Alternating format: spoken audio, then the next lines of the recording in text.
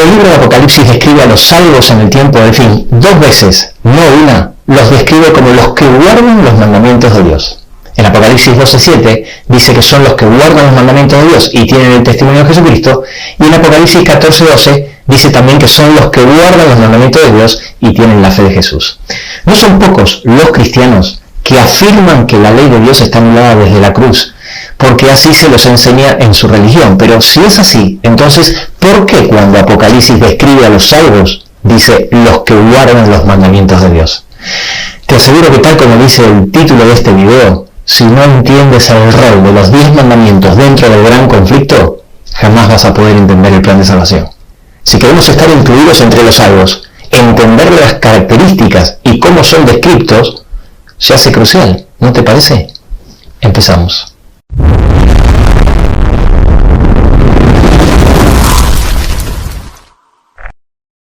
Como dije antes, hay muchos cristianos que dicen que cuando Cristo murió en la cruz, los 10 mandamientos quedaron anulados. Sin embargo, hay una gran cantidad de versículos que pareciera decir lo contrario. Por ejemplo, en Mateo capítulo 5, versículo 17, Jesús dice que vino a cumplir la ley y no a abrogarla. Y cuando Él muere, ¿es abrogada? Vamos a ver otro versículo. Lucas capítulo 16, versículo 17, Jesús dice que es más fácil que pasen el cielo y la tierra a que se frustre una tilde de la ley. Pero cuando Él muere, se frustra toda la ley. Jesús dijo en varios versículos y de muchas maneras que nuestro amor hacia Él se demuestra guardando los mandamientos. En Juan 14:15, por ejemplo, dice, si lo amamos, guardemos sus mandamientos. Y después en el versículo 21 dice, el que tiene mis mandamientos y los guarda, ese es el que me ama. En Juan capítulo 15, versículo 10, dice, si guardamos sus mandamientos, permanecemos en su amor. Pero cuando Él muere, ¿ya no constituye la prueba de nuestro amor? He escuchado a muchos predicadores decir que cuando Jesús hablaba de guardar los mandamientos, se refería a otra cosa, no a los 10 mandamientos. Sin embargo, en Mateo 19, el 16 al 19, narra cuando él en una ocasión se encuentra con el joven rico, y el joven rico le pregunta a Jesús qué tenía que hacer para ser salvo. Y Jesús le dice, guarda los mandamientos, y entonces el joven rico le pregunta, ¿cuáles? Y Jesús le recita los mismos que los 10 mandamientos. No matarás, no adulterarás, no hurtarás, no dirás falsos testimonios, honra a tu padre y a tu madre. Así que no hay ninguna duda de que Jesús se refería siempre a los 10 mandamientos. Cristo cumple la ley toda su vida, y cuando muere ya no hay que cumplirla. ¿Te das cuenta que no hay lógica, que aquí hay algo que no encaja con lo que dice y enseña Jesús? Ten en cuenta que he escogido solo algunos de los innumerables versículos que existen del Nuevo Testamento dichos por Jesús, pero también hay varios versículos que dicen lo mismo por los apóstoles, incluso después de la muerte de Cristo. En 1 de Juan 2:4, el apóstol Juan escribió que el que dice yo lo conozco, pero no guarda sus mandamientos, el tal es mentiroso y no está la verdad en él. Y cuando Juan escribió esto, Jesús ya había sido clavado en la cruz. La pregunta es, ante semejante cantidad de versículos donde de una forma clara y sencilla Jesús y los apóstoles reivindican los 10 mandamientos, ¿cómo argumentan aquellos que afirman que la ley de Dios fue anulada, que los 10 mandamientos están abolidos? Bueno, muy sutilmente, de forma esmerada y con argumentos rebuscados. Vamos a analizar estos argumentos para descubrir la falacia en cada uno de ellos. El primer argumento que vamos a analizar en este video es la frase la salvación es por gracia y no por obras. En esto estamos de acuerdo. Muchas veces notarás que cuando alguien trata de convencerte que los 10 mandamientos ya no están vigentes, le dedica mucho tiempo a explicarte que la salvación es por gracia o por fe, pero no por obras. Y por consiguiente, la ley de Dios ya no está vigente. En la misma línea de esta falsa argumentación, dicen que los que creen que la salvación es por las obras son los que dicen que la ley de Dios está vigente y por ello los llaman legalistas. Como dijimos antes, obviamente que estamos 100% de acuerdo que la salvación es por gracia y por fe, gracias a la sangre de Jesucristo, no por obras, no por guardar los 10 mandamientos. Hay muchos pasajes en la Biblia que afirman esto. Como por ejemplo Efesios 2:8, donde Pablo dice que somos salvos por gracia por medio de la fe. Pero eso no tiene nada que ver con la vigencia de la ley. Entonces, Jesús nos salvó, ahora podemos matar, mentir, robar, etc. Por eso Pablo también explica claramente en varios lugares lo mismo que afirma en Romanos 3:31 cuando dice, luego por la fe invalidamos la ley. En ninguna manera, sino que confirmamos la ley, dejando bien en claro que la ley sigue vigente. Así que cuando alguien en tu iglesia, algún pastor o ministro, trata de explicarte que la ley de Dios ya no es vigente porque somos salvos por gracia, tienes que estar atento y saber que te está cambiando de tema. Son dos temas diferentes y es un argumento falaz. No tienen nada que ver. Un tema es nuestra salvación, que somos salvos por gracia, y el otro, la vigencia de los 10 mandamientos. Así que no, legalista no es pensar que la ley está vigente. Legalista es pensar que la ley está para salvarme y que somos salvos por nuestras obras. Ahora surge la pregunta, si somos salvos por gracia y por fe, pero la ley sigue vigente, entonces, ¿para qué sirve la ley? Y obviamente, cuando hablamos de la ley, nos estamos refiriendo a los 10 mandamientos. Son muchos los motivos por los cuales la ley está vigente. Sus funciones u objetivos están explicados a lo largo de toda la Biblia, pero en esta instancia vamos a analizar dos muy importantes. Una de sus funciones es mostrarme mi pecado. Sí, la ley es un espejo. Este concepto está bien claro en el Nuevo Testamento. El apóstol Juan dice en 1 Juan 3:4 que el pecado es infracción de la ley. Y el apóstol Pablo dice varias veces, como por ejemplo en Romanos 3:20 o en Romanos 7:7, que es gracias a la ley que conocemos el pecado. Es decir, gracias a que existe la ley, conocemos que existe el pecado. Esto es muy fácil de entender. Gracias al espejo, yo me doy cuenta que estoy sucio. ¿Puedo limpiarme con el espejo? No. Necesito agua para limpiarme.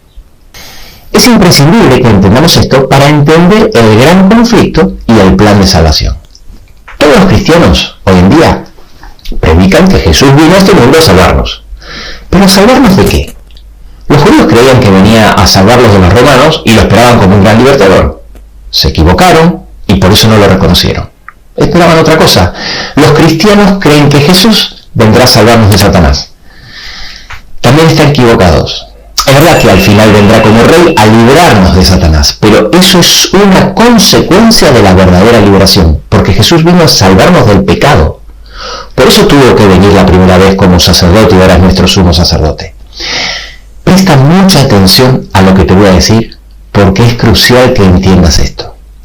Solo se llevará de este mundo de pecado gobernado por Satanás a los que primero haya podido salvar del pecado. Si no entiendes esto, nunca entenderás el plan de salvación. Jesús vino a salvarnos por gracia, por medio de la fe, como dice Efesios 2:8, a salvarnos del pecado, que tal como explica 1 Juan 3:4, es infracción de la ley. Si decimos que la ley ya no está vigente y la eliminamos, desaparece el pecado. Si no existe el pecado, ¿para qué necesito la gracia? Si no necesito la gracia, no necesito a Jesús. Es decir, si quito la ley, estoy quitando a Jesús. Y esto nos lleva al segundo objetivo. La ley nos lleva a Cristo. De esta manera tenemos el segundo motivo por el que la ley existe. La ley es una guía que nos lleva a Cristo.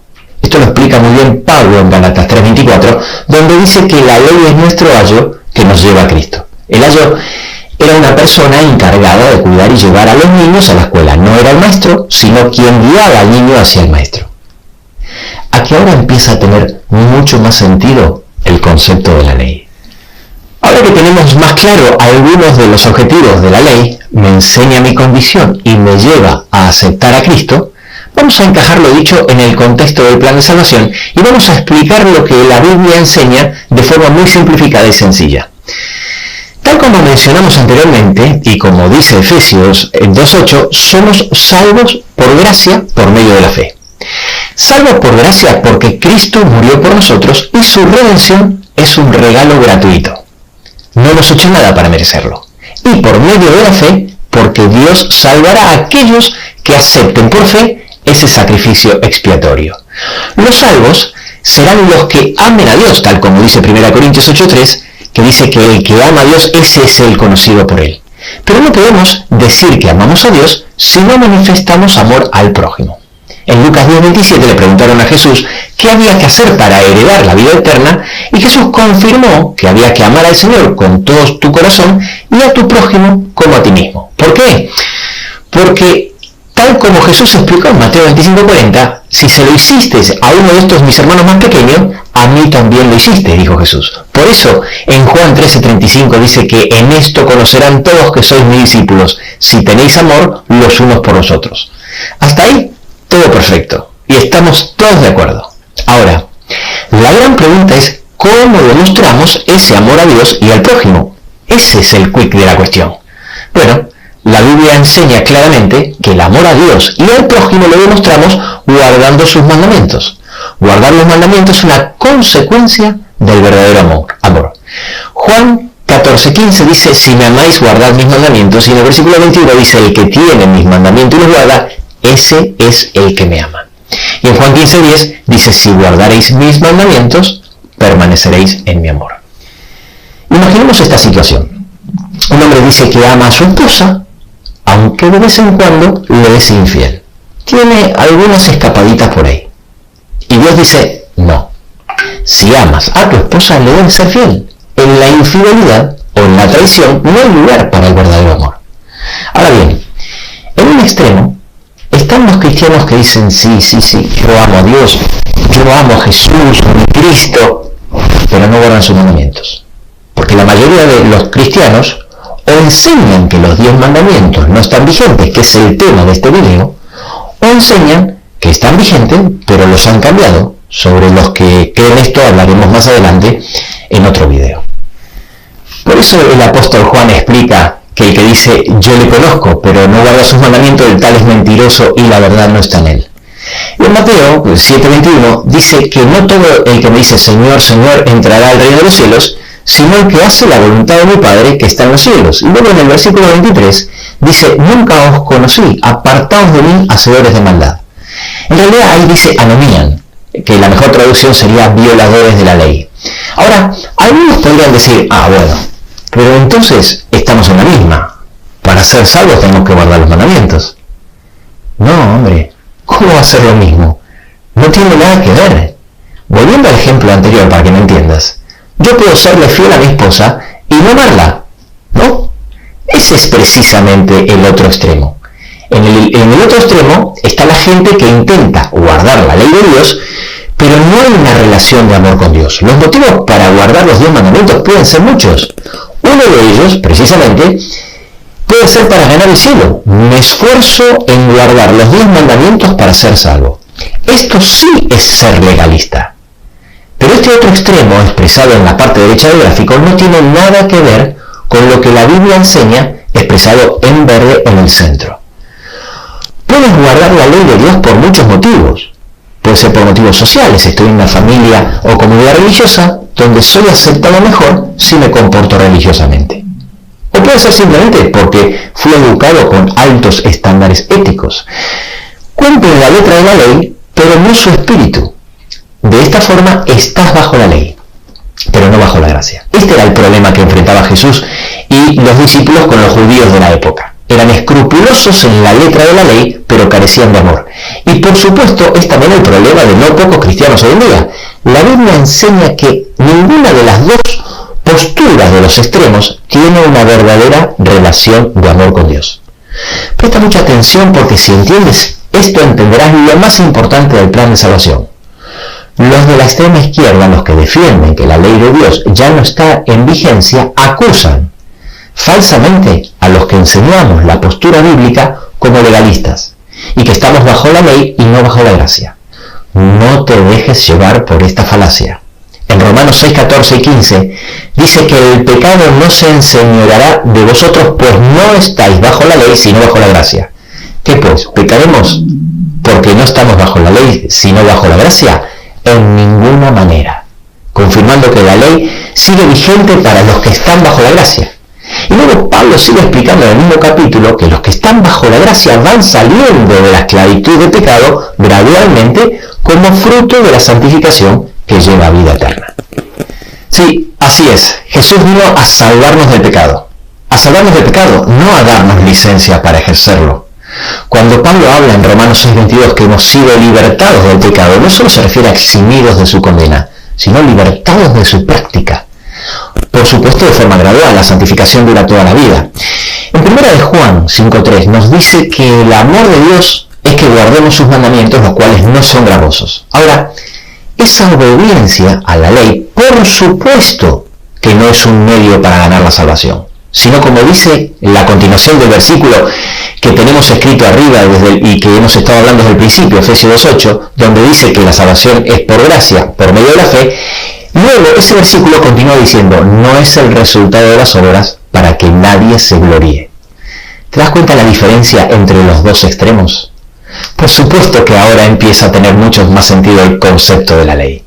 El plan de salvación es justo y razonable. Y sencillo de entender. Y si eres capaz de entender lo que explicamos en este gráfico, no solo vas a tener la base correcta para comprender y disfrutar del plan de salvación, sino que por fin entenderás dónde está la sutil falacia de los que te enseñan otra cosa. Por eso, ahora tiene tanto sentido todos esos textos que dicen, como en 1 de Juan 2, del 5 a 6, que el que dice que permanece en él debe andar como él anduvo. Te puedo asegurar que hoy en día la mayoría de los cristianos actualmente se mueven entre estos dos extremos. Y muchos están incluidos en los que modificaron la ley de Dios. Y si la modifican tampoco la pueden guardar. Como siempre digo, cuando Apocalipsis 12:9 dice que Satanás engaña al mundo entero, incluye a la mayoría de los cristianos que componen el tercio de la población mundial. Pero si tú fuiste capaz de entender, de asimilar y de aceptar el tema de hoy, entonces habrás dado un paso importantísimo para entender un tema fundamental del Apocalipsis. ¿Por qué los salvos son los que guardan los mandamientos de Dios? No te olvides de suscribirte para no perderte ningún capítulo donde seguiremos explicando temas cruciales y paso a paso poder ir descifrando el mensaje que Dios tiene para sus hijos en el tiempo del fin, es decir, el que estamos viviendo. Y no te quepa la menor duda que de la comprensión de estos temas puede depender tu salvación eterna y la de tu familia.